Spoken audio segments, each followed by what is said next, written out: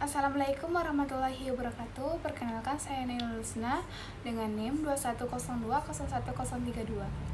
Baiklah, di sini saya akan mempresentasikan tugas PPT saya, yaitu sterilisasi secara fisik, di mana ini tugas manajemen pasien safety dengan dosen pengampu Ibu Nurse Isnaniar Escape MCAT. Adapun yang pertama adalah pengertian. Sterilisasi. Sterilisasi adalah proses pemusnahan secara lengkap semua mikroba hidup dan spora-sporanya dari sediaan. Metode yang digunakan untuk mendapatkan sterilisasi sediaan sangat tergantung pada sifat sediaan dan zat aktif yang dikandung. Adapun proses atau cara sterilisasi terbagi menjadi 3. Yang pertama fisika, kimia, dan mekanik. Lama sterilisasi. Yang pertama, jenis mikroorganisme yaitu vegetatif 100 derajat Celcius 60 menit, spora 100 derajat Celcius 60 menit. Kedua, spora adalah bentuk non-vegetatif yang sangat resisten terhadap panas. Untuk mematikan spora, Clostridium botulinum dengan panas lembab pada suhu 100 derajat Celcius, 110 derajat Celcius, dan 121 derajat Celcius. Dibutuhkan masing-masing 330, 90, dan 10 menit. Untuk mematikan spora Bacillus tanah dengan panas lembab pada suhu 100 derajat Celcius, 110 derajat Celcius, dan 121 derajat Celcius. Diperlukan masing-masing 1020, 120, dan 6 menit. Lama sterilisasi. Lanjutannya yang kedua, tinggi atau rendahnya sterilisasi suhu, yaitu 148 derajat Celcius atau 3 jam. Kedua, 170 derajat Celcius atau 1 jam.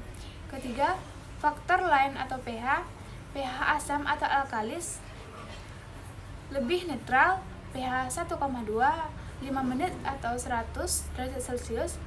Ketiga, pH 10,2, 11 menit 100 derajat Celcius. Yang keempat, pH 7,2, 29 menit atau 100 derajat Celcius. Proses sterilisasi. Faktor utama untuk menentukan metode sterilisasi adalah yang pertama, ketercampuran dengan produk atau bahan yang disterilisasikan. Yang kedua, sifat wadah. Yang ketiga, penetrasi pada daerah yang sulit dijangkau yang mengandung mikroorganisme hidup. Yang keempat, aktivitas membunuh yang tinggi dengan menggunakan jumlah sesedikit mungkin. Yang kelima, relatif murah. Yang keenam, aman dan toksisitasnya rendah.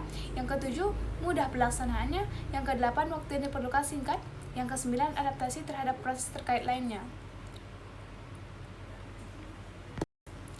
Adapun cara sterilisasi secara fisika, panas atau termal, panas basah, panas kering.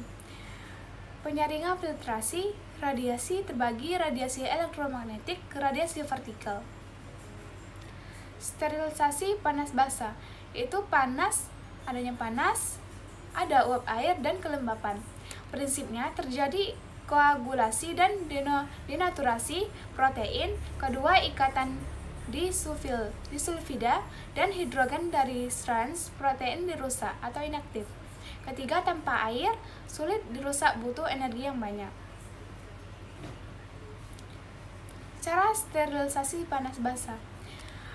Adapun 3 cara. Yang pertama, merendam dalam air mendidih, di mana alat bedah emergensi vaksin 55 derajat Celcius sampai 60 derajat Celcius. Yang kedua, pemanasan plus bakterisida, klorokresol 0,2%, penil merkuri nitrat 0,002%. Tidak boleh untuk IV lebih 15 mili atau 1 kali. Kedua, intratikal, intrakisternal, dan peridural. Yang ketiga, pemanasan uap air jenuh tekanan tinggi, terbagi menjadi autoklaf. Autoklaf itu apa? Autoklaf sterilisasi ini menggunakan uap jenuh.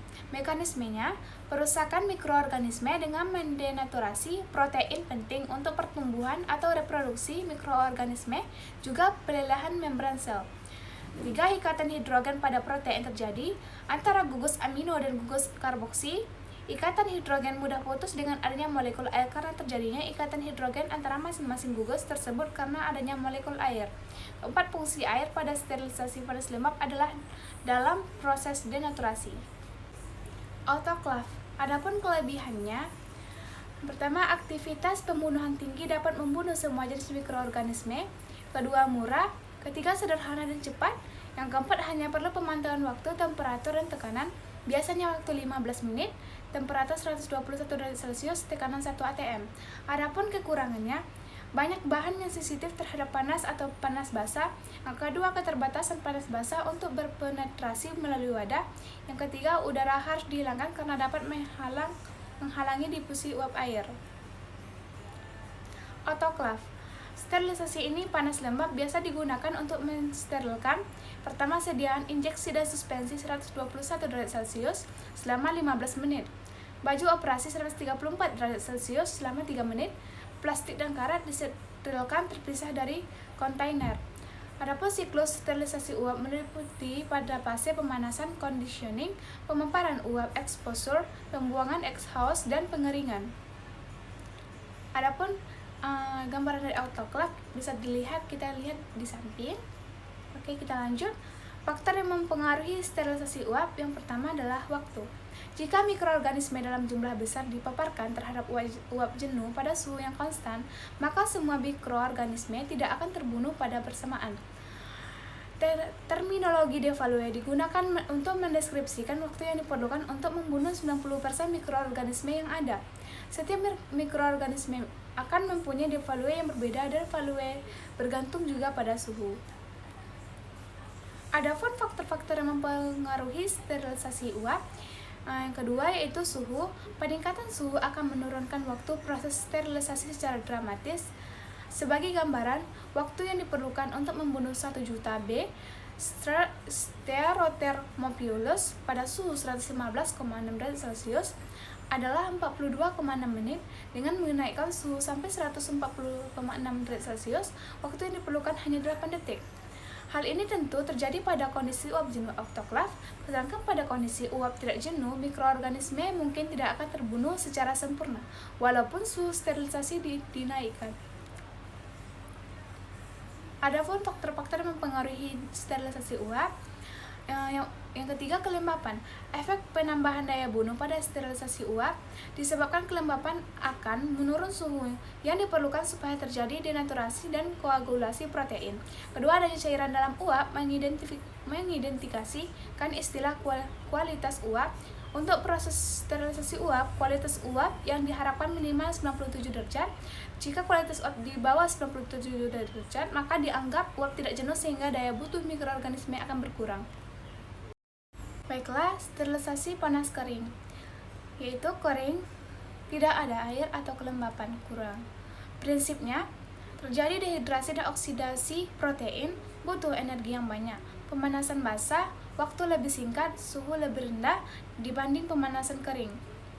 Sterilisasi panas kering sering digunakan untuk bahan tahan panas, misalnya logam, gelas, minyak, dan lemak. Tidak hanya merusak mikroorganisme tetapi juga merusak pirogen.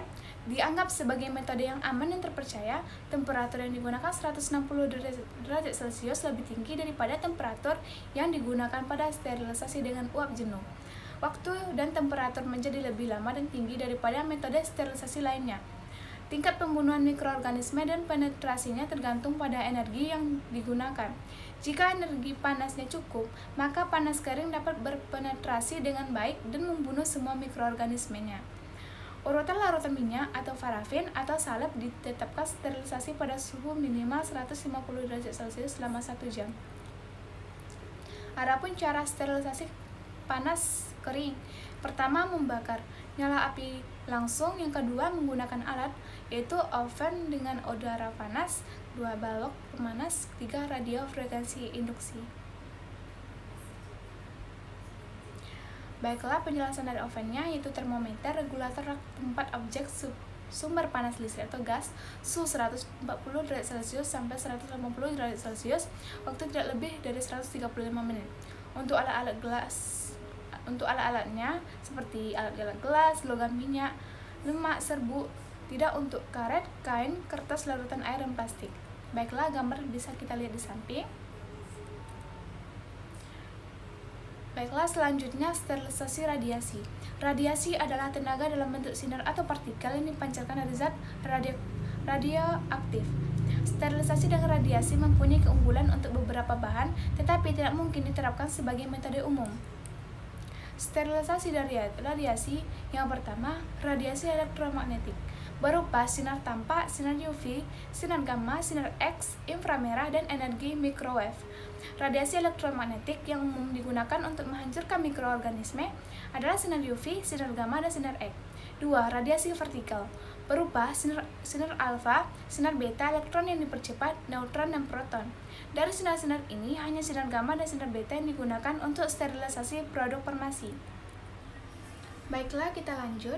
Sterilisasi dengan penyaringan atau filtrasi, di mana filtrasi dengan ukuran pori maksimum 400 mm, kebanyakan yang dipakai berukuran 0,22, dapat digunakan untuk memperoleh filtrat bebas bakteri.